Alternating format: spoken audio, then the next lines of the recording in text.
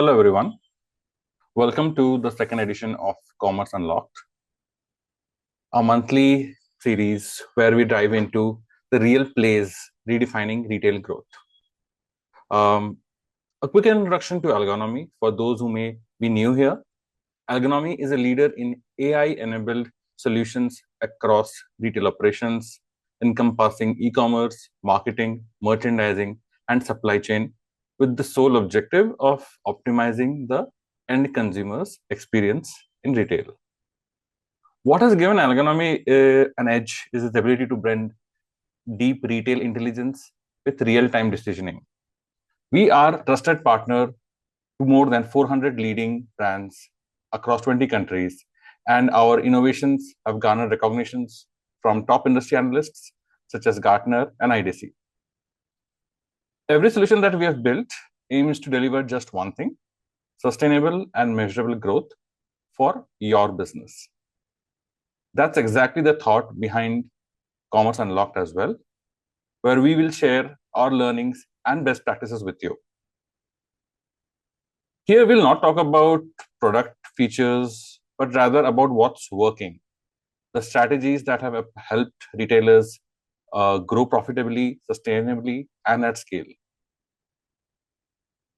I'll talk a little about me. I'm Diganta. I'm a product marketing manager at Algonomy. I've worked with one of the world's leading ad tech company. I've worked with Amazon as a marketing manager, and I've led GTM strategies, product launches, and marketing campaigns that have driven product adoption in mid-market and enterprise retailers.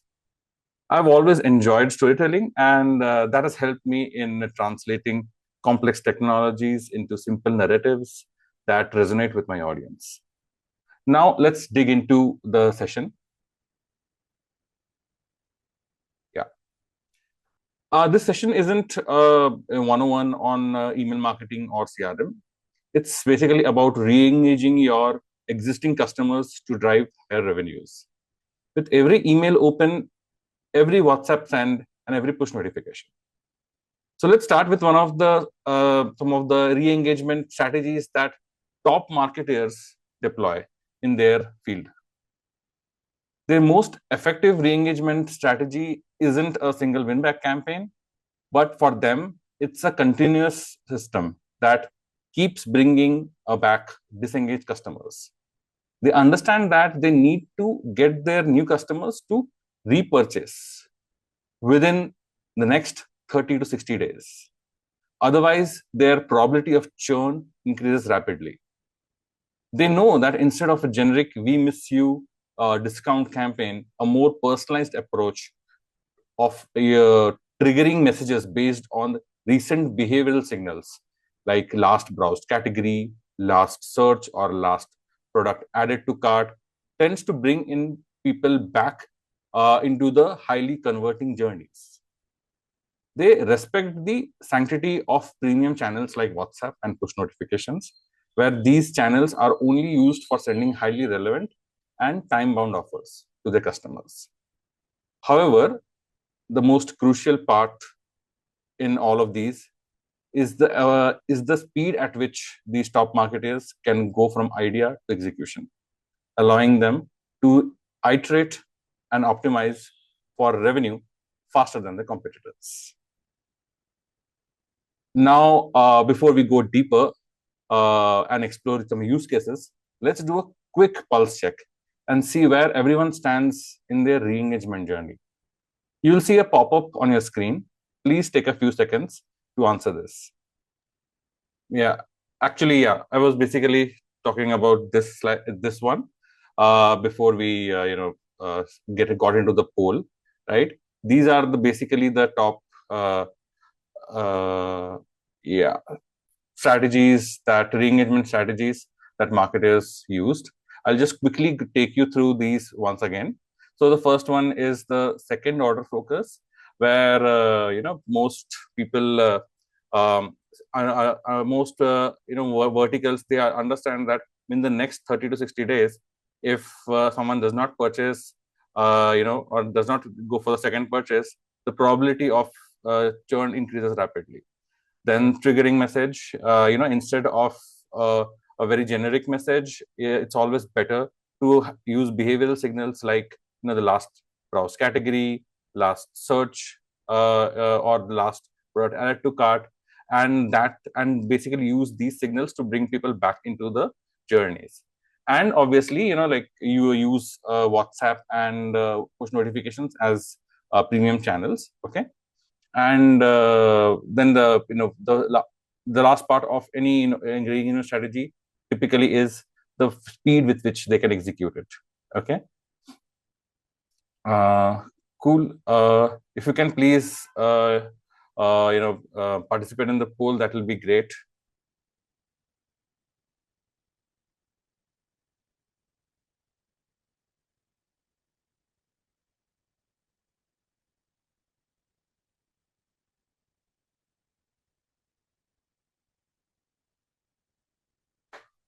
Okay,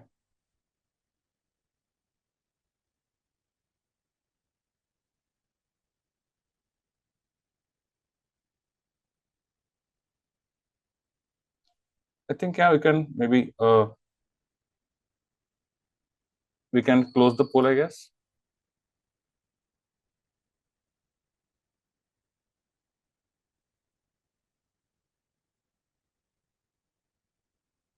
Yeah, I think now we can close the poll, I think.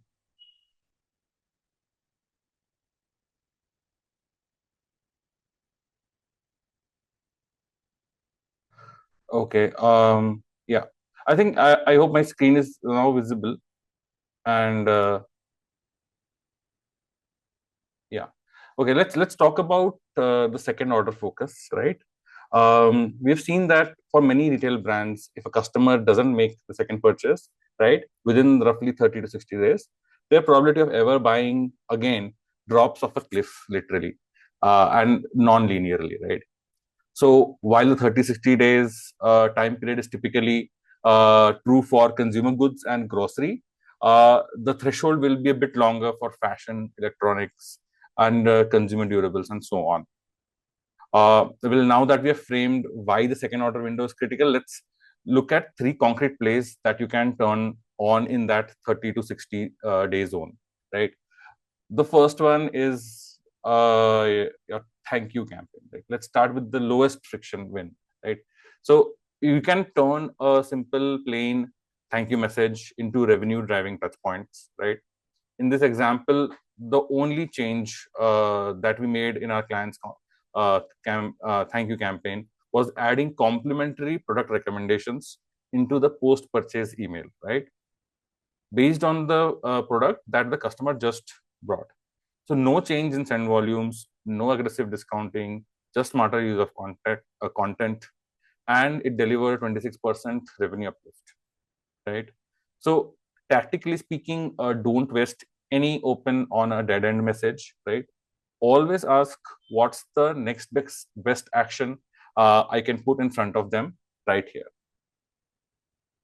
Talking about the next, usually returns is seen as a pure churn signal, right? But that can also be turned into a great re-engagement moment. When someone returns an item, the follow-up email doesn't just confirm the return; it actually recommends alternative products, right? So that way you have a chance to get the customer back into your journey, even if they have not liked certain products of yours, right? So the takeaway over here is that treat every negative event like a trigger as well, and not just a service workflow, right?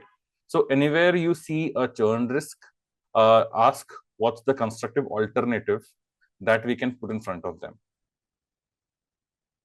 So this is like a typical example of what you can expect to see uh, in what are the systems that you can expect to use to get such campaigns out, right? Uh, this is the recommendation engine. There is a dynamic content personalization platform that can mash up recommendations with real-time, say, price and inventory details. and obviously your automation tool, marketing automation tool that actually delivers the email, right? So these are the kind of systems that you need with yourself to execute such a campaign. Yeah. The third big play is replenishment. So for categories where the product naturally runs out or needs reordering, you need to identify, what are the items that need replenishment, items, which of those customers actually have bought those items, and estimate the frequency of replenishment per item, right? And if you sell anything consumable or seasonal, this one tends to print money once it's live. So anything on grocery, if you run a buy it again campaign, or if you run a festive campaign, and retarget your people who have previously engaged with your platform during a festive campaign, those are the kind of things that you can actually run with a replenishment campaign, right? And the task of identifying the items for replenishment, the right customers, and estimating the frequency are easily done through a segmentation engine such as Audience Manager. They can create audiences based on both behavioral and product attributes. So the Audience Manager can basically tag a customer like they're likely to replenish. It has also the data on what are the products that they usually buy and what have they purchased, say, in the last season or something like that. And obviously your dynamic content personalization platform can display open time recommendations of items that they're most likely to reorder. Right. Now, zooming out from these individual flows, most mature programs use triggered or lifecycle emails like search, browse, and cart recovery campaigns. And they usually make up less than 10% of total send volumes. But they often generate 30 to 50% or more of email revenues. That's the asymmetry we want to lean into, right? So in this section, we'll double click into two workhorses basically. One is abundant browse or search, and one is abundant cart. And obviously the uplift that you can expect from these when you layer in open time personalization and open time recommendations. On browse abandonment for our client, the only change that we made is that we added personalized, recommendations or related to the product that they were searching, right? I mean, regarding a browse abandonment campaign, the question is not about sending it or not. It is about how intelligent is your content, right? So by moving from static one size fits all tile to this kind of an open time logic, we saw a 66% uplift in revenue, and the campaigns saw 76% uplift in the CTRs, right? So basically, your takeaway is that don't just say come back and buy from XYZ categories. Show them highly related and personalized items, which is refreshed exactly when they open it.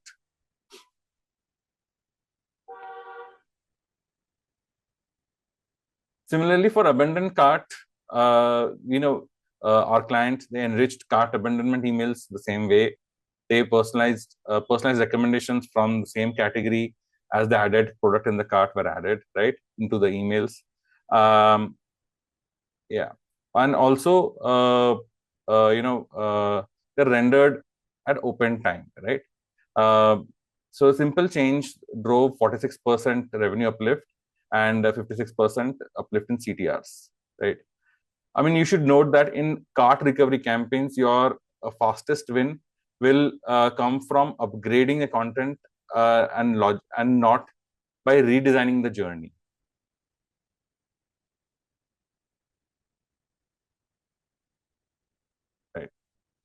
Uh, yeah, beyond triggered flows, you can you can bolt social proof modules into regular newsletters as well, and weekly campaigns to squeeze out that extra performance.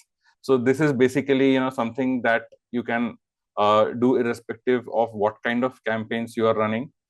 This you can add this layer on any type of campaign that you are running, right? So you'll see that even a lightweight ad on social proof messaging, right, delivered a 3.8% CTR uplift for some of our clients. Social proof is something like adding a tag, like if it's a popular pick, or there's a discount running on it, or if the item is on sale, and adding some special badges indicating if it's a popular bestseller or something like that, and adding star ratings and reviews and things like that. Yeah, the implementation pattern again is very similar for these solutions that we talked about. We need a recommendation engine, we need a social proof service, and a dynamic content layer that mashes these data in together and creates visually stunning content that is rendered at open time when the customer sees it, right? Social proof can also be brought in from third-party APIs, like say Bazaar Voice for reviews, and you can use dynamic content personalization platforms to mash them up all together into cohesive visuals, right? The takeaway is that you must treat trust and urgency as content objects themselves, and you can plug it into any campaign, not something that's basically reserved for big promotion days or sale days and things like that, right?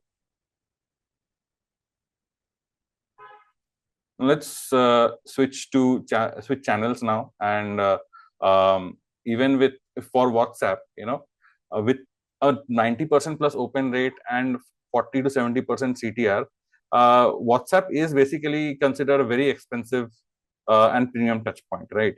And same for the push notification setups. So it cannot be treated as very similar to a newsletter or a blast kind of medium, right? So mature marketers reserve these for short half-life opportunities, right? Things like cart recovery with a limited time offer, or a post-purchase experience that drives advocacy, right? So let's take a look at an example, right?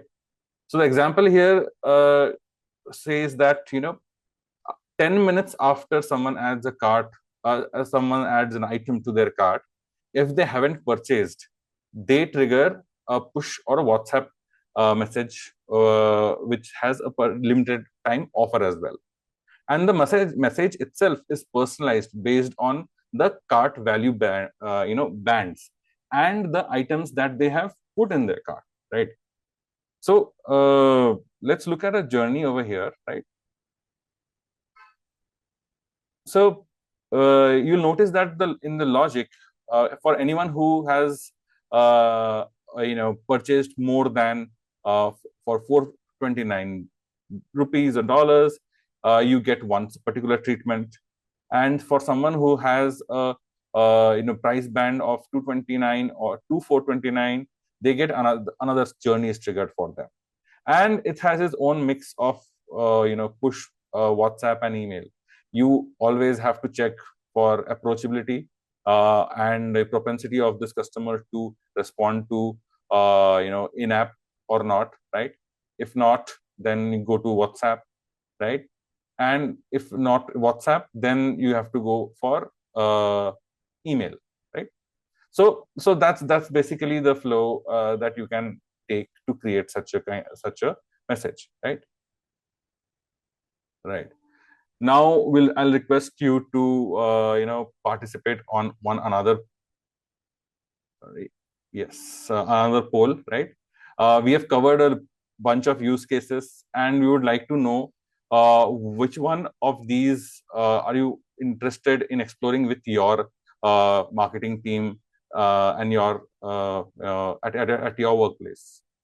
Please take a moment to answer these.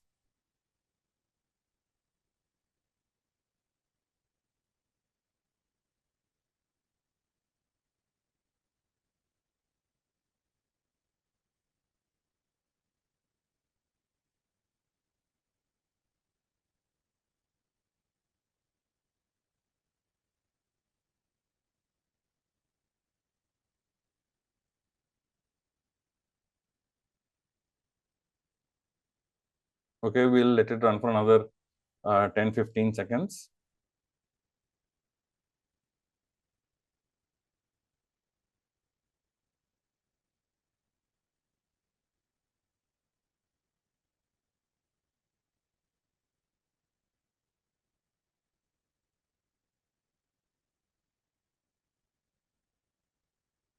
Yeah. Okay. I think so. We have replenishment recommendations, return notification message campaigns, browse search campaigns, and WhatsApp trigger campaigns as the most uh, popular ones that you guys would want to explore. Yeah, that makes sense. That makes sense. Yeah, cool. Okay. Um, so by now you have already understood that the ideas for different campaigns are not exotic, right? So your browse, cart, returns, replenishment, social proof, and premium channels, right? Most teams have these whiteboarded already, right? The difference for the top 1% marketers is operational, basically. They win on the time to ship. They turn new signals into live journeys in days, not months, right? And they test, optimize, and iterate those flows faster than anyone else. So, but then, there are obviously, there are a lot of gaps that exist in organizations, most faced with a bunch of issues, right? Like it could be that your data is housed in disparate sources and is essentially not accessible to marketers for, campaigns without the help of an IT resource. Maybe the creative workflow is still manual and all variations of your email campaigns have to be individually designed, right? Or the problem could be messy stakeholder situation where ownership isn't clear, or which may lead to lack of coordination and hence delays, right? Now, how top marketers solve for this is they try to automate as much of this process as possible, right? They gain an edge by doing a couple of boring yet powerful things, right? They standardize event definitions, like what is the product views that is set as an event for a customer, what are the categories browsed, items added to cart, etc. These are well defined. They have the systems that can draw data from multiple sources, and they can use it to mash these data points in and create hyper relevant visuals, right? They can create master campaign templates that stitches together the right content for a one-to-one personalization autonomously. These campaign templates are also reusable, like basically across emails, WhatsApp, and push notifications. So now you understand the lot of the moving parts are now being brought together through systems like these, right? So the result is not just a faster campaign. Yeah, the result is not just faster, time to launch campaign. It's even more revenues, right?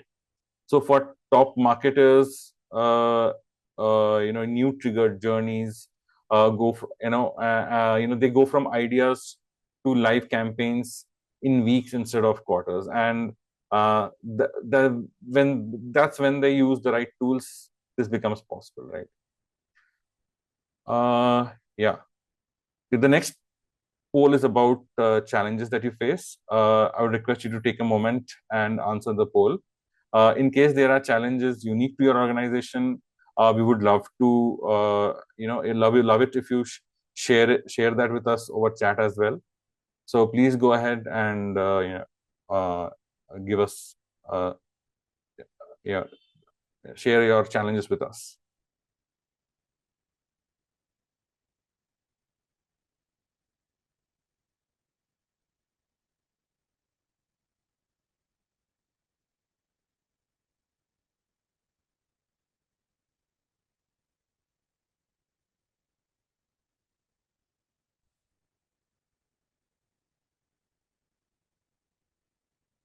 Okay.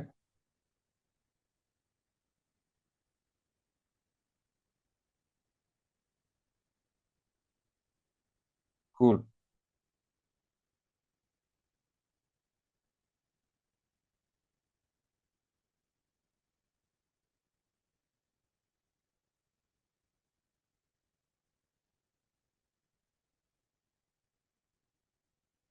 Right. So, from what it seems is that it takes the primary problem that most of you face, is that it takes too long to brief, build, and approve each new workflow, right? So, yeah,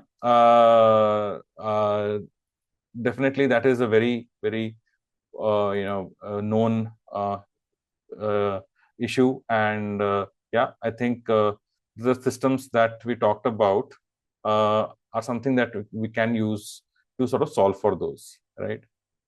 uh, Talking about going forward, before we close, I would really appreciate if you could um, attend the next session that we have in January, which is your half yearly product roadmap. It's called Ascend, and our product teams have really put together a lot of amazing product updates, and it'll be great if we can see more of a participation, and many of the attendants to register for that as well. You'll shortly get an email invite for this event as well. Yeah. Uh, we would we run on this commerce unlocked is basically a session run for the benefit of marketers and everyone in the retail space. So your feedback is what keeps us running and shapes each of our subsequent sessions. It will be great if you can spare 30 seconds and give your feedback to us regarding this session. Was it too basic for you? Was it just right? Did we overload with you some overload you with more concepts for a 30-minute session? Please do share your feedback.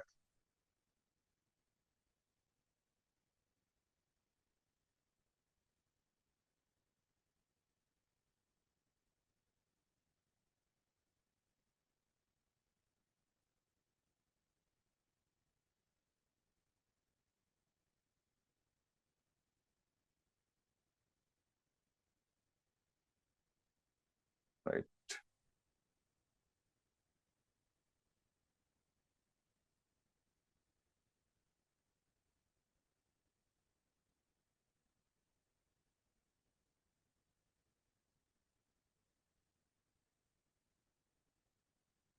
Okay.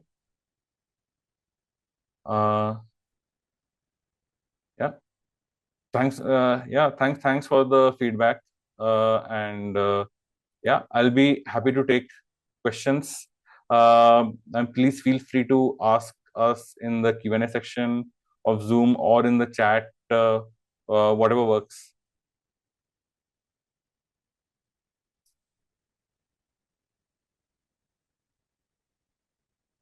I'll stop sharing my screen. We can address questions.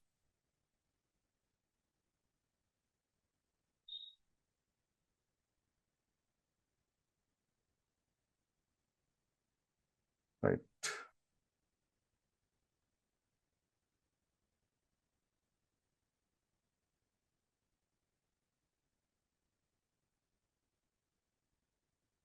All right. Thank you. I think we do still have one question. If you do not have a full CDP or a recommendation stack, then what is the minimum setup needed to run your dynamic content personalization, right? So you the dynamic content personalization is a that's basically a type of tool that can integrate data from any of your sources, right? If you have a CSV file which has certain offers and things like that, those can also be, those data can also be brought into your emails autonomously through something like a dynamic content personalization platform, right? Algonomy has something called an active content, so that's there. Then you can draw in data from any API. So not necessary to have that you should have a CDP or a recommendation stack. If you want to draw data from any other platform that sends out an API, you can draw that and you can integrate that into your emails and make a dynamic email, right? I hope that answers the question. All right. If there are no other questions, then we'll end the session.